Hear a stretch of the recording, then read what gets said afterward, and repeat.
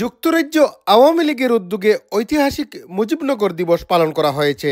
17 April পূর্ব লন্ডনের একটি media হলে যুক্তরাজ্য আওয়ামী লীগের উদ্যোগে এক আলোচনা সভার মাধ্যমে ঐতিহাসিক এ দিবসটি পালন করা হয়। আজকে বাংলাদেশের স্বাধীনতার ঐতিহাসিক একটি দিন, সেই দিন হচ্ছে মুজিবনগর দিবস।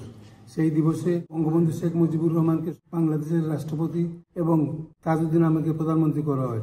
1971 সালের 26শে মার্চ বঙ্গবন্ধুর স্বাধীনতা ঘোষণার পরই আমরা আনুষ্ঠানিকভাবে 17 এপ্রিল 71 সালে বাংলাদেশ সরকারের প্রবাসী সরকার গঠন করা হয়েছিল।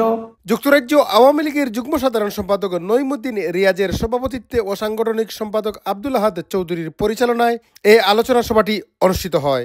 আজ আমরা যুক্তরাজ্য আওয়ামী লীগের নেতৃত্বে ঐতিহাসিক মুজিবনগর দিবস পালন করলাম। কিন্তু আজ বাঙালি জাতি বাংলাদেশ একটি ক্রান্তিকাল অতিক্রম করছে। মুজিব আদর্শের সকল সৈনিককে ঐক্যবদ্ধভাবে একত্রিত হয়ে মোকাবেলা করতে হবে। আজকের এই দিনে আমরা স্মরণ করছি ইতিহাসের রাখাল রাজা জাতির জনক বঙ্গবন্ধু শেখ মুজিবুর রহমানকে, যার নেতৃত্বে বাংলাদেশ স্বাধীন হয়েছিল।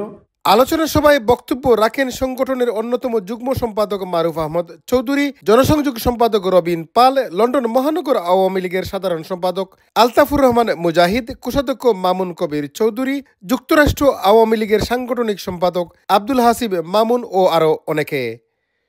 Chowdhury Murad, NRB TV news, London.